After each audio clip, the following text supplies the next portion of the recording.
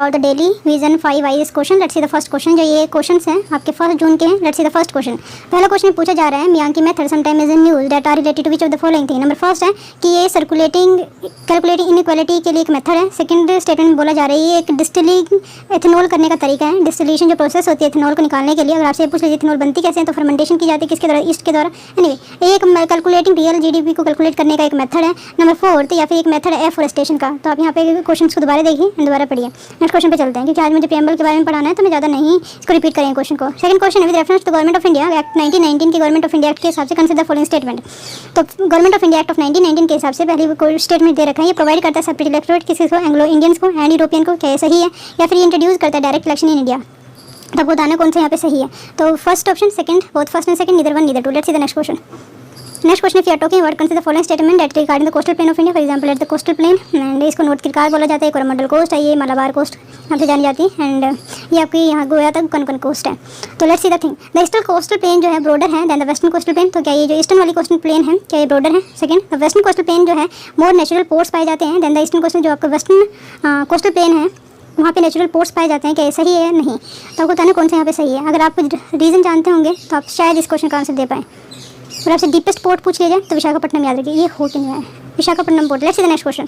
Third question is okay with reference to the economy which of the following is the skewflation. आपको सुना होगा stagflation के बारे में, लेकिन एक न्यू टर्म है स्क्यूफ्लेशन, एक न्यू टर्मिनोलॉजी है तो आपको पता होना चाहिए। पहली सिचुएशन दे रखी है कि किसी एक कमोडिटी या फिर स्मॉल कमोडिटी का अगर प्राइस जो है वो इंक्रीज होना स्टार्ट हो जाता है तो उसको स्क्यूफ्लेशन बोला जाता है। आप टर्म को देख के तो समझ गए कि इन्फ्लेशन से रिलेट करते हैं। Anyway second, it means declining rate of inflation. क्या ये डिक्लाइनिंग अगर हो रहा है हमारा इन्फ्लेशन उसको बोला जाता है during the financial year. Number third, ये जो declining inflation due to the huge import over a period of time, मतलब क्या है कि अगर इम्पैक्ट पड़ता है इंपोर्ट का इन्फ्लेशन के ऊपर तो उस सिचुएशन को बोला जाता है, या फिर एक major increasing price particularly in the service sector. तो एक सर्विस सेक्टर के एक प्राइस को इंक्रीज करने का जरिया है। तो आपको बताना कौन सा यहाँ पे सही है। Fifth question and the last question of today's with reference to culture history की अगर हम बात करें तो त्यागराजा के बारे में बता रखा है। त्यागराजा कीर्ति जो है डिवोशनल सॉन्ग हुआ करते लॉर्ड कृष्णा के प्रेज में, क्या सही है।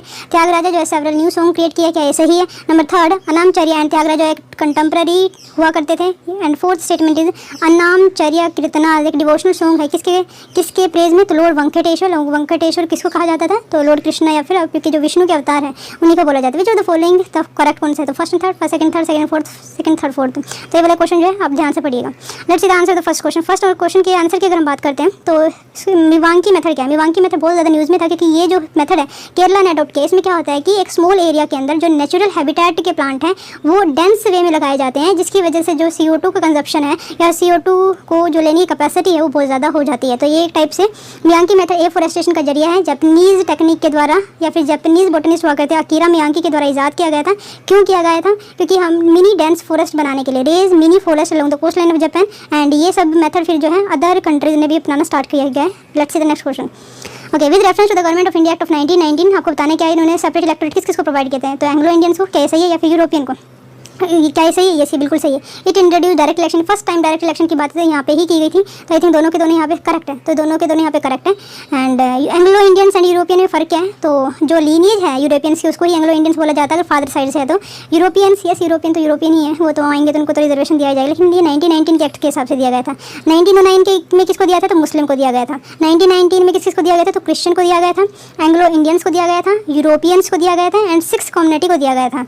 एंड जब 1932 में second round table conference fail हो गई थी तो क्या हुआ था कि जो जॉइंट इलेक्टोरेट सेम वे का ही रिजर्वेशन किसको दिया जाने की बात की गई थी, अनटचेबल को। फिर बाद में पूना पैक्ट वगैरह होता है यूनोवाइवल।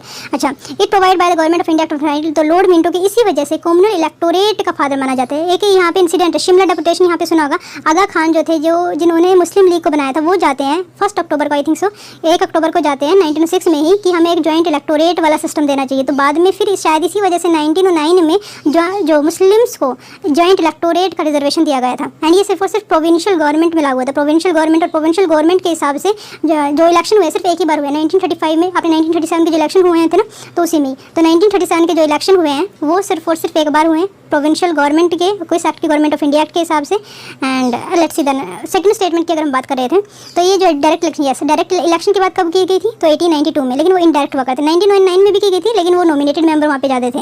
लेकिन डायरेक्ट इलेक्शन की बात डायरेक्टली कब की गई थी, तो government of India act of 1919 के हिसाब से की गई थी। Government of India act of पहली बार गवर्नमेंट ऑफ इंडिया एक्ट आपने देखा होगा 1999 को मोर्ले मोंटे रिफॉर्म बोला जाता है, वो रिफॉर्म था, लेकिन ये एक एक्ट है और गवर्नमेंट ऑफ इंडिया एक्ट है।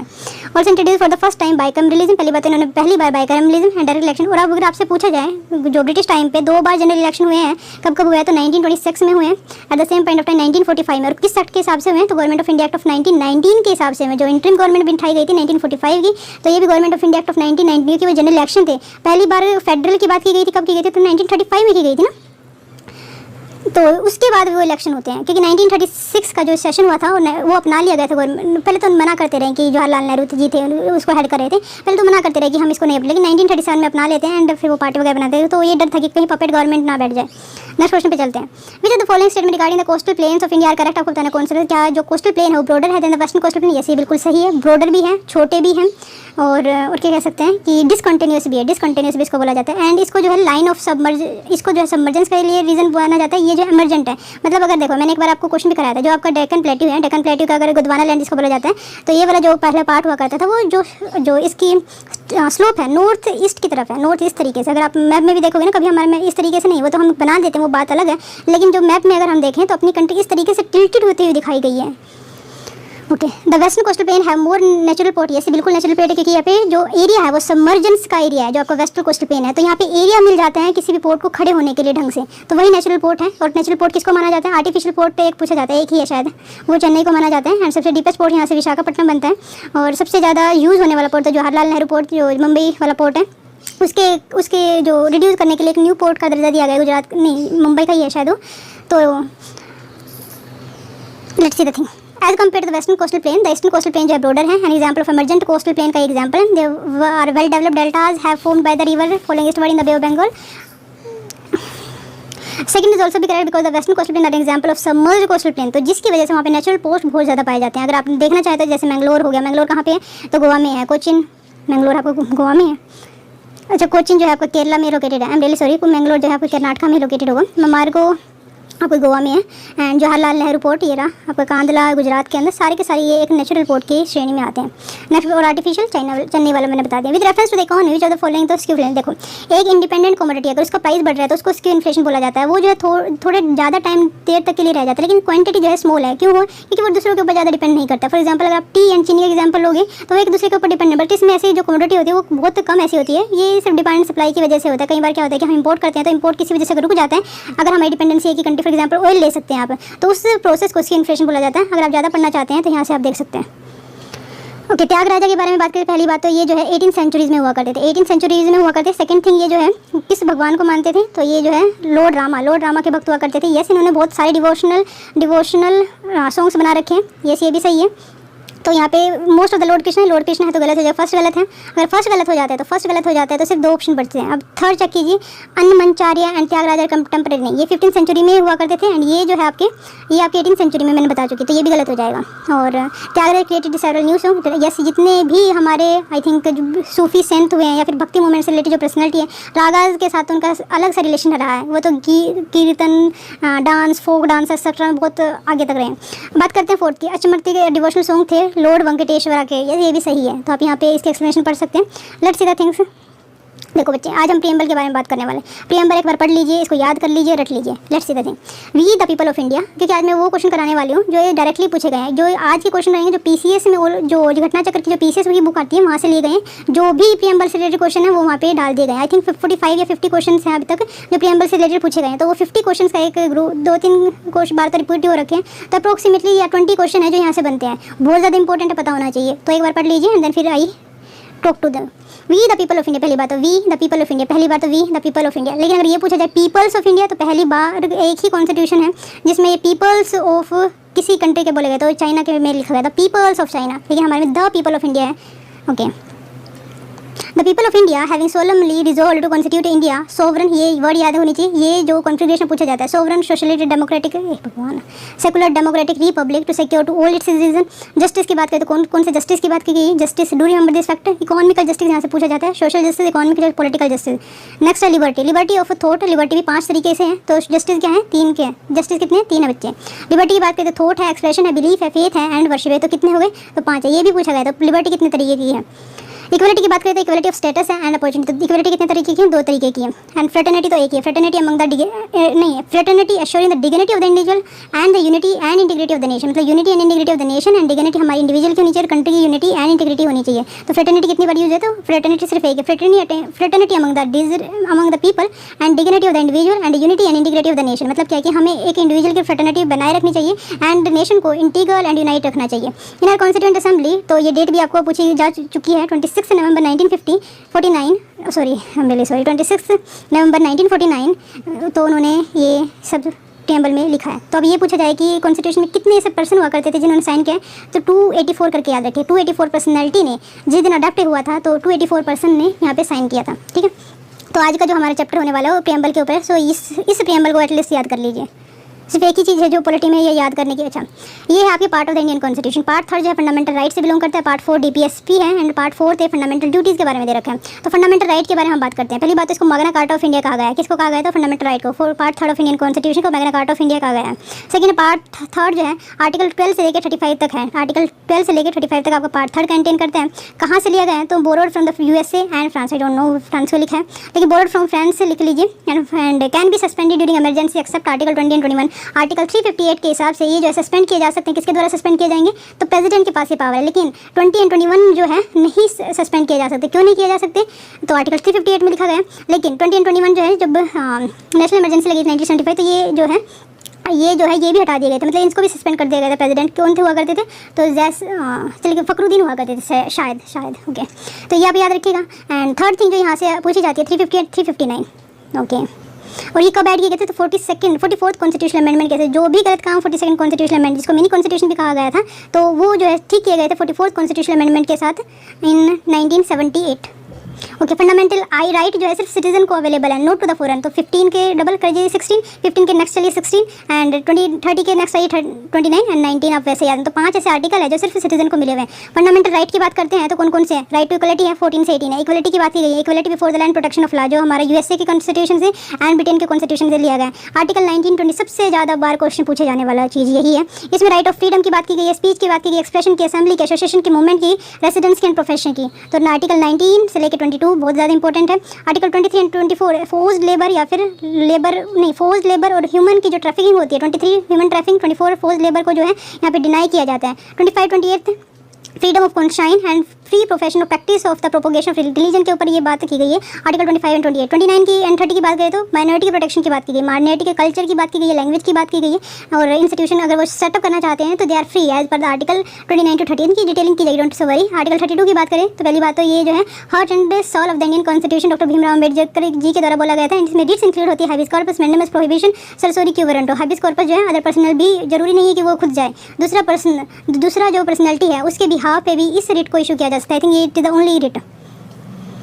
तो बच्चे आज हम जो बात करने वाले प्रीएम्बल के बारे में बात करने वाले हैं। पहली बात तो जो यहाँ से क्वेश्चन पूछा जाता है, प्रीएम्बल है क्या? ये एक हमारे जो कॉन्स्टिट्यूशन है उसका ओवरव्यू माना जाता है। किस चीज़ का? प्रीएम्बल को हमारे कॉन्स्टिट्यूशन का ओवरव्यू माना जाता है। जो भी हमारे mind of maker of Indian constitution थे, उनका जो भी आइडिया था किसके प्रति, जस्ट अ मिनट में इसका कलर चेंज कर देता हूँ ओके। प्रीएम्बल को अच्छा जो भी हमारे कॉन्स्टिट्यूशन मेकर थे उनका जो भी आइडिया था कि वो जो डिफरेंट प्रोविजंस है कॉन्स्टिट्यूशन में क्यों लिख रहे हैं, उनका जो समराइज करके उन्होंने सब चीज़ प्रीएम्बल में डाल दिया। ये ठीक है, इतना समझ में है। अब कुछ पर्सनैलिटी थे प्रीएम्बल के बारे में क्या बोला गया है, तो आपको क्या पता होना चाहिए। प्रीएम्बल की डेफिनेशन आपको ये है कि ओवरव्यू है हमारे कॉन्स्टिट्यूशन का। एंड प्रीएम्बल मैंने आपको पढ़ाई दिया किस चीज़ से स्टार्ट है, we the people of India, we the people लिखा हुआ है। अच्छा, तो अब यहाँ से क्वेश्चन देख लें, यहाँ से क्वेश्चन कैसे आते हैं, तो ज़्यादा नहीं है क्योंकि क्वेश्चन के फॉर्म में अगर हम पढ़ेंगे तो ज़्यादा इजी रहेगा। 2-3 पर्सनैलिटी है जो यहाँ पे आपको पता होनी चाहिए। पहली बात तो ये पूछा जाता है कि सोल ऑफ इंडियन कॉन्स्टिट्यूशन किसे कहा गया है, सोल ऑफ इंडियन कॉन्स्टिट्यूशन, तो प्रीएम्बल को बोला जाता है सोल ऑफ इंडियन कॉन्स्टिट्यूशन। चलो आपको बताने किसके द्वारा कहा गया था। पहला क्वेश्चन ये है soul of Indian constitution. Second question ये बोला जाता है कि जो पॉलिटिकल होरोस्कोप है किसके द्वारा बोला गया है, पॉलिटिकल होरोस्कोप ऑफ प्रीएम्बल को पॉलिटिकल होरोस्कोप किसके द्वारा बोला गया है, तो याद रखना के एम मुंशी के द्वारा बोला गया है, के एम मुंशी के द्वारा। नंबर 3 यहाँ से जो क्वेश्चन अब आता है, भीमराव अम्बेडकर क्यों पीछे रहे, तो जो पायस डॉक्यूमेंट है या पायस पेपर है, पायस पेपर या फिर sacred paper, sacred document paper जो भी आप बोलना चाहते हैं, तो ये किसके द्वारा बोला गया है, तो भीमराव अम्बेडकर के द्वारा बोला गया है, भीमराव अम्बेडकर के द्वारा ये बोला गया है। तो 3 क्वेश्चन मैंने यहाँ पे आपको बता दिया अभी तक। तो पहले सोल ऑफ इंडियन कॉन्स्टिट्यूशन, इतनी बार रिपीटेड क्वेश्चन है, आई डोंट मतलब मैंने सबसे ज़्यादा यही क्वेश्चन देखा है जो सबसे बार ज़्यादा पूछा गया अदर देन इकोनॉमिक जस्टिस। तो soul of Indian constitution, just a minute, हाँ, किस सोल ऑफ इंडियन कॉन्स्टिट्यूशन किसे कहा गया है, तो प्रियम्बल को कहा गया। पॉलिटिकल हॉरोस्कोप किसके द्वारा बोला गया, तो के एम मुंशी के द्वारा बोला है। पायोस या सेक्रेट डॉक्यूमेंट किसके द्वारा बोला गया, तो भीमराव अम्बेडकर के द्वारा बोला गया। यहाँ से आपको इतनी चीज़ पता चल गई। अब यहाँ पे चलते हैं कि इसकी उत्पत्ति किस तरीके, जैसे आप कोई फिल्म देखते हैं, मान लीजिए आज आपने कोई फिल्म देखी, पहले तो आपने ट्रेलर देखा होगा ना, तो ये ट्रेलर कहा जा सकता है हमारे कॉन्स्टिट्यूशन का, तो ट्रेलर कहा जा सकता है हमारे कॉन्स्टिट्यूशन का, तो इस वजह से इंपॉर्टेंट है, ट्रेलर कहा जा सकता है हमारे कॉन्स्टिट्यूशन का।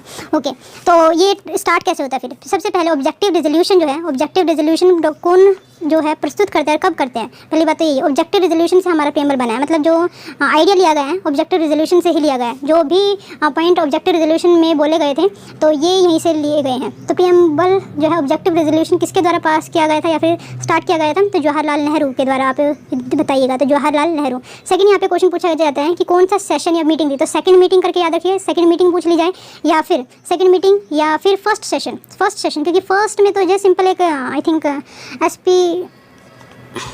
यस फर्स्ट मीटिंग में जो है एसपी सिन्हा जी जो थे उनको इंटरिम प्रेसिडेंट के रूप में इलेक्ट किया गया था कॉन्स्टिट्यूएंट असेंबली के। ओके, सेकंड थिंग, तो ये समझ में आया। अच्छा, फर्स्ट मीटिंग की बात करें तो 9 दिसंबर को मानी जाती है, एंड सेकंड मीटिंग की बात करें जिसको फर्स्ट सेशन बोला जाता है तो 13 दिसंबर 1946 को हुआ था, 13 दिसंबर 19, और ये याद रखना हम 1946 की बात कर रहे हैं। लेकिन अब हमारा देश जब आज़ाद हो जाता है तो बाय कॉन्स्टिट्यूएंट असेंबली बन जाती है, तो कॉन्स्टिट्यूएंट असेंबली के द्वारा कब इसको एक्सेप्ट किया गया था एज एन प्रियम्बल, तो याद रखिएगा 22 जनवरी ऑफ 1947, 22 जनवरी 1947 को जो है कॉन्स्टिट्यूएंट असेंबली के द्वारा इसको यूनिनमसली पास करा दिया गया था। तो मैंने 3 क्वेश्चन यहाँ से बताए हैं। वैसे यहाँ पे क्वेश्चन सिर्फ डेट पूछी जाती है कि कब ऑब्जेक्टिव रेजोल्यूशन जो है पास हुआ था और किसके द्वारा किया गया था, तो 2 क्वेश्चन यहाँ से बनते हैं, और जो थोड़ी इन्फॉर्मेशन वो थोड़ी एक्स्ट्रा है। ओके, पहली बात ऑब्जेक्टिव रेजोल्यूशन किसके द्वारा पास कराया था, जवाहरलाल नेहरू।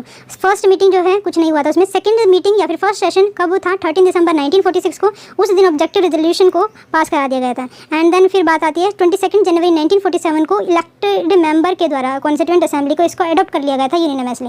तो ये बात थी आपके ऑब्जेक्टिव रेजोल्यूशन से, जहाँ से प्रियम्बल का कंसेप्ट। अच्छा, प्रियम्बल वैसे लिया कहाँ से गए, तो कौन सी कंट्री के प्रियम्बल को देख के लिया गया, तो यूएसए के, याद रखिएगा यूएसए का। और ये भी वैसे आप याद रखें 1935 का जो प्रियम्बल हुआ करता था वो नहीं हुआ करता था, 1935 का जो एक्ट हुआ करता था उसमें के पास प्रियम्बल नहीं हुआ करता था। ठीक है, अब यहाँ से इंपॉर्टेंट केसेस के बारे में देखते हैं। इंपॉर्टेंट केस के बारे में क्या है कि एक ऐसा केस आया सुप्रीम कोर्ट में कि जहाँ पे ये बोला गया प्रियम्बल जो पार्ट नहीं है इंडियन कॉन्स्टिट्यूशन। देखो यहाँ पे मैं स्टोरी नहीं बता रही हूँ क्योंकि यहाँ पे पूरा केस अगर मैं बताने बैठूँगी तो सिर्फ आधा घंटा लग जाएगा। एनीवे, बरबुरी केस जो है 1960 में आया था, बरबुरी केस 1960 में आया था। उन्होंने कहा था कि क्वेश्चन पूछा जा चुका है कि प्रियम्बल जो है यहाँ पे पार्ट नहीं है इंडियन कॉन्स्टिट्यूशन। ऐसा कौन सा केस है जहाँ पे preamble is not part of Indian constitution, तो बरबुरी केस आप याद रखिएगा। मैं इसको थोड़ा ढंग से लिख दे रही हूँ क्योंकि रिवाइज कराने में फिर आप बरबुरी केस की बात करें तो 1960 में आया था। क्या कहा था इनके द्वारा जो है प्रियम्बल को पार्ट नहीं माना गया था, प्रियम्बल को not part of the Indian constitution, तो ये बरबुरी केस के द्वारा कहा गया था। सेकंड है बहुत सारे केस है, जैसे गोलकानाथ केस हुआ था 1967 का, जिसने core and soul of the Indian constitution मान लिया गया था। मतलब अगर ये पूछ दिया, वैसे क्वेश्चन पूछा नहीं गया लेकिन ये इन्फॉर्मेशन इन्होंने दे रखी थी तो मैंने डाल दिया। गोलकानाथ केस जो 1967 में है, तो पहली बार सोल जो है यहाँ पे प्रियम्बल के लिए यूज़ किया गया था, सोल ऑफ इंडियन कॉन्स्टिट्यूशन जो है यहाँ पे यूज़ किया गया था। लेकिन कहने वाले व्यक्ति और थे, लेकिन जो सुप्रीम कोर्ट के द्वारा एक्सेप्टेंस यहीं से मिली थी। नंबर 3 है बोमई केस है, यहाँ पे प्रियम्बल पार्ट माना गया था, preamble is a part of Indian constitution, तो बोमई केस के द्वारा भी माना गया था। And Kesavananda Bharati case accept किया गया था। इसके बाद फिर कोई केस नहीं हुआ है, and I think supreme court ने मना ही कर दिया, तो इसके ऊपर कोई केस नहीं लिया जाए। तो यहाँ पे जो है Kesavananda Bharati case of 1973, I think date भी इंपॉर्टेंट है, 24 अप्रैल करके बोली जाती है क्योंकि इसी के बाद 9th शेड्यूल जो है उसका जुडिशियल रिव्यू हो सकता है। अच्छा, accepted Kesavananda Bharati case of 1973, इसमें क्या बोला था कि जो हमारा कॉन्स्टिट्यूशन है, या फिर फीचर लिख लीजिए या फिर कुछ भी बोल लीजिए, तो यहाँ पे केशवानंद भारती केस आप यहाँ पे ऐड कर सकते हैं, केशवानंद भारती केस। नेक्स्ट है आपका कि फीचर क्या है हमारे कॉन्स्टिट्यूशन के। पहली बात तो नॉन जुडिशियबल है, इस पर कितनी बार क्वेश्चन पूछा गया आई डोंट नो। नॉन जुडिशियबल है, बहुत बार क्वेश्चन पूछा गया नॉन जुडिशियबल, या फिर ये पूछा जाता है लीगल स्टेटस क्या है इसका, तो नॉन जुडिशियबल है। सेकंड है क्या इसको अमेंड किया जा सकता है, तो आप बोलोगे येस इसको अमेंड किया जा सकता है। अमेंड किया जा सकता है तो कभी ना कभी किया होगा, तो अब आप बोलोगे, तो मैं बोलूँगी टीचर बोलेगा येस बिल्कुल किया गया। कब किया गया, तो 1976 में किया गया। तो कौन से कॉन्स्टिट्यूशन अमेंडमेंट के साथ ऐड किया गया, तो 42 आई थिंक, ये भगवान, तो 42 कॉन्स्टिट्यूशनल अमेंडमेंट के साथ ऐड किया गया। और क्या क्या वर्ड ऐड किए गए हैं, तो 3 वर्ड आपको याद रखने हैं। डू रिमेंबर दिस फैक्ट कितनी बार पूछा गया है, तो आई डोंट नो, मुझे बताने की ज़रूरत नहीं है, आप खुद भी बुक उठा के देखें। Socialist, secular, and integrity, socialist, secular and integrity. क्या पूछा गया है? Socialist, secular and integrity. एक क्वेश्चन यहाँ से ये बनता है कि जो सेकुलर है, सेकुलर कहाँ पे डिफाइन किया गया है? हमारे इंडियन कॉन्स्टिट्यूशन में कहीं पे भी सेकुलर वर्ड ना तो डिफाइन किया गया है, ना डायरेक्टली लिखा गया है। फॉर एग्जाम्पल अगर आप बजट के बारे में देखते हो, कहीं भी बजट मेंशन नहीं है, लेकिन फिर भी हम बजट बोलते हैं। तो इसी तरीके से सेकुलरिटी हमारे इंडियन कॉन्स्टिट्यूशन में कहीं पे मेंशन नहीं है, एक्सेप्ट प्रियम्बल। तो प्रियम्बल में सबसे पहले सेकुलर वर्ड, मतलब बिल्कुल क्लियर वे में सेकुलर वर्ड कॉन्स्टिट्यूशन अमेंडमेंट के साथ 42nd कॉन्स्टिट्यूशन अमेंडमेंट के साथ ऐड किया गया था। इंटीग्रेट सोशलिस्ट क्या पता हो भी नहीं भी हो, बट ये आपको क्वेश्चन पूछा गया था, इस वजह से मैंने बताया। अच्छा, सोल ऑफ इंडियन कॉन्स्टिट्यूशन मैंने बता दिया। डज नॉट, अच्छा एक फीचर इसका ये भी है कि हम अमेंडमेंट की बात करते हैं ना कि नॉन जुडिशियबल है, अमेंडमेंट किया जा सकता है, यस किया जा सकता है। किस केस के बाद? केशवानंद भारती केस के बाद 1970, उसी के बाद 1973 में केशवानंद भारती केस था। अच्छा, ये भी एक स्टेटमेंट की फॉर्म में था कि does not override power of constitution. Does, अगर मान लीजिए कहीं और कॉन्स्टिट्यूशन में कुछ प्रोविजन दे रखा है तो उस चीज़ को ये ओवरराइड नहीं करेगा, मतलब जो कॉन्स्टिट्यूशन में दे रखा है वो सबसे सर्वोपरि, ये सेकेंडरी हो जाएगा उस केस में, ठीक है। Does not override the provision of the Indian constitution. Okay, इसको जो है गोल्स भी कहा है, किसने? गोल्स भी कहा है, पर्सनैलिटी नहीं, गोल्स या फिर आइडियल कह सकते हैं हमारे इंडियंस कैसा होना चाहिए। तो यहाँ पे गोल्स एंड आइडियल्स या ऑब्जेक्टिव दे रखे हैं कि हमारी कंट्री कैसे होनी चाहिए। ओके, अब मैंने बता दिया पॉलिटिकल होरोस्कोप किसके द्वारा कहा गया है? के मुंशी। इंपॉर्टेंट क्वेश्चन है, पूछा जा चुका है। पायोस पेपर या फिर सेक्रेट पेपर किसके द्वारा कहा गया है? भीमराव अम्बेडकर जी के द्वारा कहा गया है। तो अमेंडमेंट की हम बात कर चुके हैं, 42nd कॉन्स्टिट्यूशन अमेंडमेंट ऑफ 1976। इसमें socialist, secular and integrity word को ऐड किया गया था। एंड इंपॉर्टेंट थिंग जो है, जस्टिस कितनी बार, एक बार, दो बार, ये 3 बार क्वेश्चन पूछा गया है। जस्टिस कितनी होते हैं? जस्टिस सिंपल यही पूछा गया है, जस्टिस कितने प्रकार के होते हैं? तो 3 प्रकार के थे, सोशल, पॉलिटिकल, इकोनॉमिक। और इकोनॉमिक जस्टिस के ऊपर यहाँ पे एक क्वेश्चन अलग से बनता है। इकोनॉमिक जस्टिस और कहाँ पे मेंशन है? और कहीं पे मेंशन है? फंडामेंटल राइट में मेंशन है? नहीं है। फंडामेंटल राइट में इकोनॉमिक जस्टिस की बात नहीं की जाती है। फंडामेंटल ड्यूटी डीपीएसपी पे, यस डीपीएसपी में इकोनॉमिक जस्टिस की बात की जाती है, लेकिन यहाँ पे नहीं है, लेकिन वो भी नॉन जुडिशियबल है, तो हम कोर्ट में नहीं जा सकते हैं। Number 3 fundamental duty. Fundamental duty में नहीं मेंशन है सच, बट फिर भी हम ये कहे तो फंडामेंटल राइट एंड डीपीएसपी में यही क्वेश्चन पूछा गया था, फंडामेंटल राइट में मेंशन नहीं है, बस इतना पता होना चाहिए। अब ये पूछा गया है, और क्या पूछा गया? जस्टिस कितने प्रकार के हैं? तो मैं बता चुकी 3 प्रकार के हैं। 3 प्रकार की। लिबर्टी, जो मैंने अभी आपको दिखाया था वो एक फोटो सी, तो उसमें 5 तरीके की लिबर्टी थी। अब वो फेथ की, एक्सप्रेशन की, वर्शिप करने की, तो 5 तरीके की थी। इक्वलिटी की बात करें तो 3 तरीके की इक्वलिटी हुआ करती थी। कितनी तरीके की इक्वलिटी थी बच्चे? नहीं, हम सॉरी, इक्वलिटी थी 2 तरीके की। तो कौन कौन सी? Let's see the thing. देखो बच्चे, जस्टिस कितने प्रकार के थे? 3 प्रकार के, social, economic and political justice, ठीक है। लिबर्टी की बात की थी हमने थॉट की, एक्सप्रेशन की, बिलीफ की, फेथ की एंड वर्शिप की। एंड इक्वलिटी की बात की थी हमने स्टेटस की, equality of status and opportunity की। तो स्टेटस एंड अपॉर्चुनिटी, इक्वलिटी 2 तरीके की है, स्टेटस एंड अपॉर्चुनिटी। फ्रेटर्निटी 1 तरीके की है, तो यही क्वेश्चन में पूछा गया था। तो अगेन रिपीट कर ले रही हूँ, जस्टिस 3 प्रकार के, social, economic and political. Liberty of thought, expression, belief, faith and worship. Equality की बात करें तो status and opportunity. And fraternity सिर्फ 1 तरीके की थी, ठीक है। ओके बच्चे, बात कर ले रहे हैं डेट की, कब इनेक्ट किया गया था? कब इनेक्ट किया गया था? अगर ये पूछ लिया जाए तो हमारा कॉन्स्टिट्यूशन 26 नवंबर 1949 को कब किया गया था बच्चे? तो 26 ये डेट जो क्वेश्चन पूछे जा चुके हैं, जो मैंने अभी तक इन्फॉर्मेशन नहीं दिया उसको मैं बता दे रही हूँ, ठीक है। डेट पूछी गई है, कब जो है एक्सेप्ट या इनेक्ट किया गया था हमारा कॉन्स्टिट्यूशन, कुछ प्रोविजन भले ही, तो 26 नवंबर 1949 को। सेकंड क्वेश्चन यहाँ से जो पूछा जाता है, सेकंड क्वेश्चन जो यहाँ का है, दैट इज 26 जनवरी 1950 जो है, उसमें कौन कौन से वर्ड नहीं हुआ करते थे या फिर कौन से वर्ड हुआ करते थे? तो आपने देखा था ना, सोशलिस्ट, सेकुलर, डेमोक्रेटिक, रिपब्लिक। तो एक पहले तो ये सीक्वेंस याद है कि सोवरन, मैं लिख ले रही हूँ, sovereign, socialist, secular, democratic, Republic. तो पहले हुआ करता था रिपब्लिक हुआ करता था। तो यस, ये मतलब ही पूछा, रिपब्लिक का मतलब क्या है कि जो हमारे इलेक्टेड हेड है, जो भी फर्स्ट पर्सन है हमारे इंडियन का, वो इलेक्टेड हेड है, तो इसका मतलब होता है रिपब्लिक। ओके, सोवरन था, यस बिल्कुल था, सोवरन हुआ करता था, लेकिन दो डेमोक्रेटिक था, यस सोवरन, डेमोक्रेट, रिपब्लिक हुआ करते थे हम। एंड लेकिन सोशलिस्ट एंड सेकुलर जो है बाद में ऐड किए गए, सोशलिस्ट सेकुलर बाद में ऐड किए गए। नेम ऑफ इंडियन, नेम क्या है हमारी कंट्री, ये पूछा गया है, लेकिन वो इंडियन कॉन्स्टिट्यूशन के स्पेसिफिकली पूछा गया, प्रीएम्बल से रिलेट नहीं करता। नेम की बात करें तो इंडिया या भारत दोनों ही मेंशन किए गए हैं पहले आर्टिकल में। कौन से आर्टिकल में? Article 1 of the Indian constitution mention India और भारत, दोनों ही, इंडिया एंड भारत है और नहीं है। सीक्वेंस की बात की जाए तो sovereign, socialist, secular, Democrat, Republic, दोबारा रिपीटेड क्वेश्चन है आपसे। फिर पूछा जाता है word secular mention in constitution, उसका मतलब क्या है? सिर्फ अच्छा मेंशन क्या है, मतलब क्या है? पहली बात तो ये। सेकंड कि ऐसा कहाँ पे सेकुलर वर्ड मेंशन है इंडियन कॉन्स्टिट्यूशन में? तो सिर्फ और सिर्फ एक जगह है, कहाँ पे? अगर ये पूछ लिया जाए तो प्रीएम्बल के अंदर है। Word secular mention Indian constitution is preamble. Liberty के ऊपर क्वेश्चन पूछा गया है, लिबर्टी कौन कौन सी है और कौन सी नहीं है? तो यहाँ पे एक थी, मैं ऑप्शन क्वेश्चन बता दे रही हूँ। तो लिबर्टी कौन कौन सी हमारी इंडियन कॉन्स्टिट्यूशन में? तो थॉट की है, पहला ऑप्शन थॉट था। सेकंड था बिलीफ था। नंबर 3 बिलीफ था, इकोनॉमिक था एंड एक्सप्रेशन। तो एक्सप्रेशन, तो यस ये जो लिबर्टी की बात है, थ्रोट की है, बिलीफ की है, एक्सप्रेशन की है, तो इकोनॉमिक की नहीं है। तो यहाँ पे ये क्वेश्चन हो गया। एक क्वेश्चन यहाँ से जो पूछा गया है जस्टिस जो मेंशन नहीं है, तो जस्टिस जो मेंशन नहीं है, तो रिलीजियस से क्वेश्चन था, उसमें रिलीजियस भी मेंशन, तो मतलब जस्टिस के ऊपर 3-4 बार क्वेश्चन पूछे गए। तो जस्टिस, सोशल, इकोनॉमिक, पॉलिटिकल पता होना चाहिए। सोल ऑफ इंडियन कॉन्स्टिट्यूशन कितनी 1000 बार क्वेश्चन पूछा, आई डोंट नो। सबसे ज़्यादा repeated question soul of Indian constitution किसको माना जाता है? तो प्रीएम्बल को माना जाता है, soul of Indian constitution. And heart and soul of the Indian constitution article 32 को माना जाता है, जो मैंने अभी आपको बताया था थोड़ी देर पहले। नेक्स्ट जो यहाँ से क्वेश्चन पूछा जाता है इकोनॉमिक जस्टिस को, मैंने कहा ना कि जस्टिस के ऊपर बहुत ज़्यादा क्वेश्चन है, तो इकोनॉमिक जस्टिस जस्टिस के ऊपर भी बहुत ज़्यादा फोकस है। अब ये बताना है कि इकोनॉमिक जस्टिस को पूरा कौन करता है, तो DPSP करते हैं, तो आप येस कहोगे, लेकिन ये इन्फोर्सेबल अगेन से नहीं है। यस प्रीएम्बल करता है, यस ये प्रीएम्बल भी मेंशन करता है और बोलता है कि हमें इकोनॉमिक जस्टिस को लेकर आना है। देन फिर आइडिया एंड ऑब्जेक्टिव कहाँ पे इलाबोरेट किए, ठीक है, मेंशन कर दी, मेंशन कहाँ पे है आपके idea and objective of Indian constitution, mention कहाँ पे है, क्या चीज़, ऑब्जेक्टिव एंड आइडिया कहाँ पे मेंशन, अगर ये बात की जाए तो प्रीएम्बल में मेंशन, लेकिन इनको इलाबोरेट कहाँ पे किया गया है, अगर इलाबोरेट की बात करें तो DPSP में किया गया, यस बिल्कुल किया गया। सेकंड है फंडामेंटल राइट में किया गया, तो ये दो इसके आंसर सही हो जाएंगे, ठीक है। एक लॉ एंड ऑर्डर के ऊपर क्वेश्चन था, बट वो प्रीएम्बल से डायरेक्टली रिलेट नहीं है, तो मैं यहाँ नहीं बता रही, तो वही था ना, there is no law there is no liberty like that, कुछ क्वेश्चन है वहाँ पे था। तो मैं सारे क्वेश्चन यहाँ से एक बार फिर से रिपीट कर देती हूँ आपको, हाँ बड़ा हो जाएगा, कोई बात नहीं। Mind of makers of Indian constitution किसको बोला जाता है, तो प्रीएम्बल को। ऑब्जेक्टिव किसको बोला जाता है, प्रीएम्बल को। रिपब्लिक का मतलब क्या है कि जहाँ पे एक आपका जो फर्स्ट पर्सन है वो इलेक्टेड हेड है, तो उसको रिपब्लिक बोला जाता है। We the people of India कहाँ पे मेंशनड है, तो इंडियन कॉन्स्टिट्यूशन प्रीएम्बल में। एंड नेक्स्ट क्वेश्चन पूछा जाता है, ऐसा कौन सा केस था जहाँ पे प्रीएम्बल को पार्ट नहीं माना गया, तो केस का नाम है बरबरी केस। कब आया था, तो 1960s में। तो किसके द्वारा एक्सेप्ट रिजेक्ट किया गया था, तो सुप्रीम कोर्ट के द्वारा, जिसको इंटरप्रेटर ऑफ इंडियन कॉन्स्टिट्यूशन भी बोला जाता है। एक्सेप्ट किसके द्वारा किया गया था कि जो हमारा प्रीएम्बल है वो हमारे पार्ट एंड पार्सल है, तो ये आपके Kesavananda Bharati case of 1973। Justice कितने तरीके के हैं, 3 तरीके। लिबर्टी कितने तरीके की, 5 तरीके। इक्वलिटी 2 तरीके। फ्रेटर्निटी 1। क्वेश्चन पूछे जा चुके इसलिए वही बता रहे हैं जो पूछे जा चुके हैं। अमेंडमेंट हुआ है कॉन्स्टिट्यूशन में, यस हुआ है। कौन सा हुआ, तो 42nd कॉन्स्टिट्यूशन अमेंडमेंट ऑफ 1976। क्या क्या ऐड किया गया, तो social, secular and integrative word को ऐड किया गया है। अगर इसके कैरेक्टरिस्टिक की बात करें, नॉन जुडिशियबल है। लीगल स्टेटस पूछा जाता है। अमेंडमेंट किया जा चुका है या करते हैं, यस किया जा चुका। कौन सा करते हैं, तो 42nd कॉन्स्टिट्यूशनल अमेंडमेंट है। क्या बोला गया है, तो सोल ऑफ इंडियन कॉन्स्टिट्यूशन किसके द्वारा बोला गया, आपको मुझे कमेंट सेक्शन या फिर कल मैं बता दूंगी। गोल्स है, ऑब्जेक्टिव बोला जाता है इंडियन कॉन्स्टिट्यूशन, इसको पूरे करने वाले कौन होता है, फंडामेंटल राइट या DPSP को बोला जाता है। पॉलिटिकल होरोस्कोप किसके द्वारा बोला गया, तो क्या मुंशी के द्वारा बोला गया। सेक्रेट पेपर भीमराव अम्बेडकर के द्वारा बोला। कब इसको इनेक्ट किया गया था प्रीएम्बल को, 26 नवंबर 1949 को किया गया था। 26 जनवरी 1950 को कौन कौन से ऐड थे, कौन कौन से वर्ड थे बेसिकली, तो सोवरेन डेमोक्रेटिक रिपब्लिक हुआ करते थे। नेम कंट्री का कौन सा मेंशन कॉन्स्टिट्यूशन में, इंडिया और भारत करके है। सीक्वेंस क्या पूछी गई है, sovereign, socialist, secular, democratic Republic. Word secular का मतलब क्या होता है या फिर कहाँ पे मेंशन है, तो प्रीएम्बल में मेंशन है। और article 27 of the Indian constitution mention at the secularity of the Indian constitution, ठीक है।